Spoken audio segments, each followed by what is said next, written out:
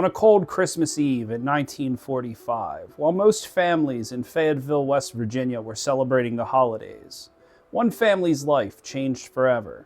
The Sodder family, a close-knit group of 12, began to settle in for the night, unaware that this Christmas would mark the beginning of a mystery that would baffle investigators for nearly 8 decades. George and Jennie Sodder, along with their 10 children, were living the American dream.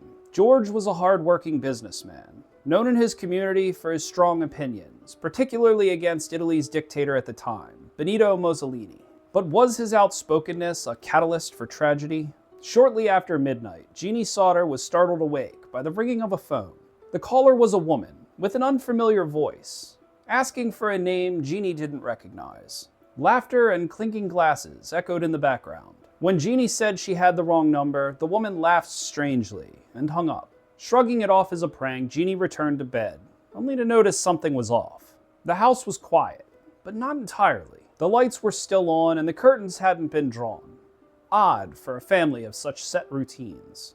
She dismissed the peculiarities and went back to sleep. Then, at 1:30 a.m., Jennie woke again. Only this time it was to the smell of smoke. The house was engulfed in flames. George and Jennie managed to escape, with 4 of their children. But 5 others, Maurice, Martha, Louis, Jennie, and Betty, were all still missing. George and Jennie's frantic attempt to rescue their children became the stuff of legend. George broke a window in an attempt to re-enter the house, cutting his arm in the process. But the smoke and heat pushed him back. A ladder he had always kept in the usual spot had mysteriously vanished. Desperate, George attempted to start either of his trucks in an effort to use them to climb up to the 2nd floor. Inexplicably, neither vehicle would start, despite them working perfectly fine the day before. As the flames consumed their home, the Sodders could do nothing but watch. The next morning, investigators sifted through the ashes. Their conclusion? The 5 children had perished in the flames, their remains completely incinerated. However, this explanation raised more questions than answers. Experts later testified that even in intense fires, the bones would have remained, yet no bones were found.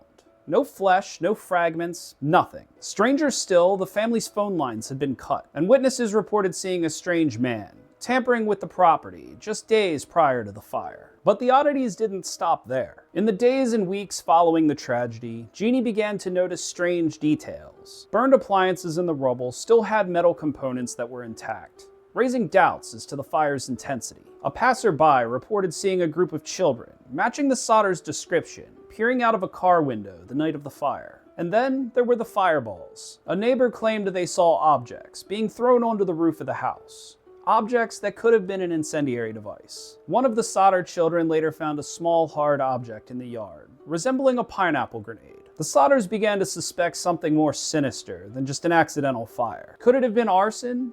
Or could it have been something far worse, like the cover-up of an abduction? George and Jennie refused to believe their children died that night, and they began a relentless search for answers, plastering missing persons flyers across the country. A billboard featuring the children's faces stood alongside Route 16 for nearly 40 years, a stark reminder of their unwavering hope. Some believed the children were kidnapped, sold into adoption, or trafficking. Others suggested that George's outspoken criticism of Mussolini made him enemies in the Italian-American communities who sought revenge.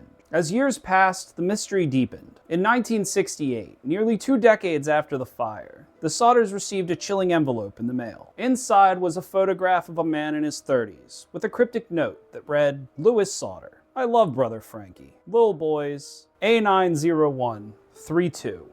Or 35. The man bore a striking resemblance to Louis, who would have been in his 30s. The Sodders hired a private investigator to track the lead, only the investigator went missing, leaving no trace. The family continued their search until George's death in 1969, followed by his loving wife Jennie in 1989.